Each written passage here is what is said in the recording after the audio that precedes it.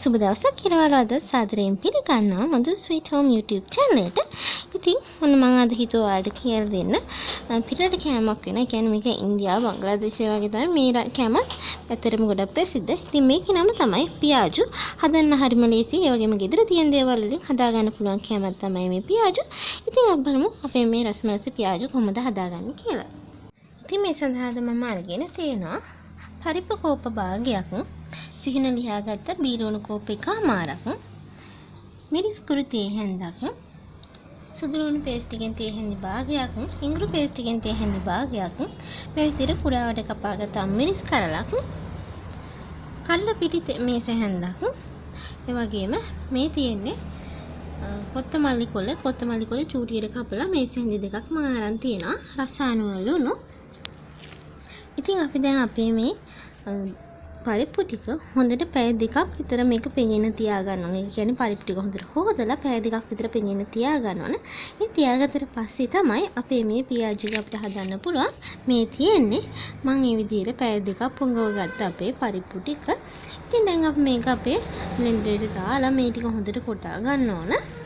මේ තියෙන මේ විදිහට හොඳට පේස්ට් එකක් වෙනකන් අපි කොටා ගත්ත අපේ පරිප්පු ටික තමයි. ඉතින් මම දැන් මේකට අපේ බීලුණු ටිකයි මිරිස් කුඩු, ඒ වගේම අම්මිරිස්, සුදු ලුණු, ඉඟුරු මේ ටික එකතු කරගන්නවා. ඉතින් ඔයාලට පුළුවන් සැර අනුව ඔයාලගේ මිරිස් ප්‍රමාණය අඩු වැඩි කරගන්න. ඒ වගේම කොත්තමල්ලි කොළ ටික, අපේ කඩල කිටි මේස හැන්ද මේ ටික දාලා මේ විදිහට අපි හොඳට කවලම් කරගන්න ඕන. මතක තියාගන්න ඕන දෙයක් තමයි අපි මේකට වතුර එකතු කරන්නේ නැහැ. මොකද මේ පෙඟිච්ච අපේ පරිප්පු වල තිත ගතිය තියෙනවා. ඒ තිත ගතිය නිතරයි අපි මේක හදාගන්නේ. ඒකට අමතරව වතුර චුට්ටක්වත් එකතු කරන්නේ නැහැ. අපි මේ පරිප්පු ටික බ්ලෙන්ඩ් කරද්දී පවා අපි වතුර පොඩ්ඩක්වත් එකතු කරන්නේ නැතුව තමයි මේක බ්ලෙන්ඩ් කරගන්න ඕන. ඒ වගේම රසායන ලුණු මම දැන් මේකට එකතු කරගන්නවා.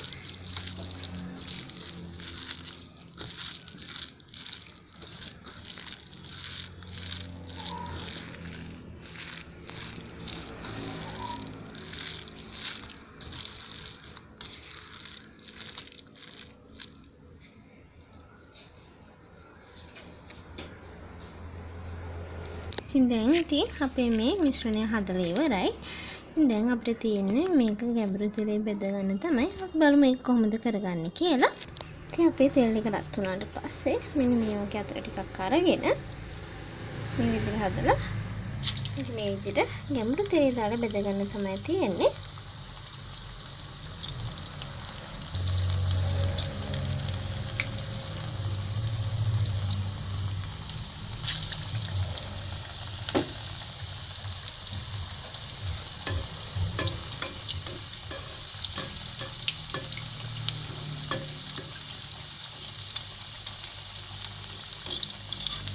ඉතින් මෙන්න මේ වගේ රන්වන් පාට වෙනකම් මේ ටික බෙද ගන්න ඕන.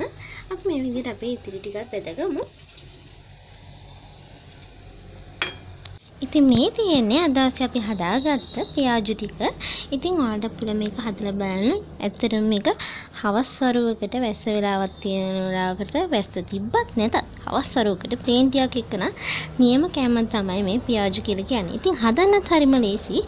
ඒ වගේම ඔයාලට දැන් ලංකාවේ අපිට ඔයාලට පුළුවන් මේකට ඕනනම් මේ තියෙන කොත්තමල්ලි කොළ නොදා හරපිංච කොළ ටිකක් දාලා උනත් ඔයාලට මේක හදා ගන්න පුළුවන්. ඒත් රසයේ කිසි වෙනසක් වෙන්නේ නැහැ. ඉතින් ඔයාලට මේක අනිවාර්යෙන් හදලා බලන්න. ගොඩක්ම ලේසි. ඒ වගේම හරිම රසයි. ඉතින් මේ වගේ තවත් කෑම වර්ග හදන විදිය ඔයාලට අපිට දෙක හිටියොත් දිගටම බලා ගන්න පුළුවන්.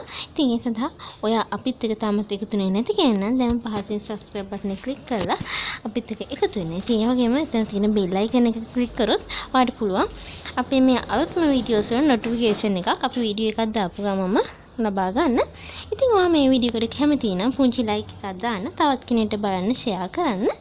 ඔයාගේ වටිනා comment එකත් පහින් දාගෙන යන්න අමතක කරන්න එපා. ඉතින් අපි මේ වගේ තවත් රස කෑමකින් ආයෙත් හමු වෙමු. ඔයාලට සුබම සුබ දවසක්.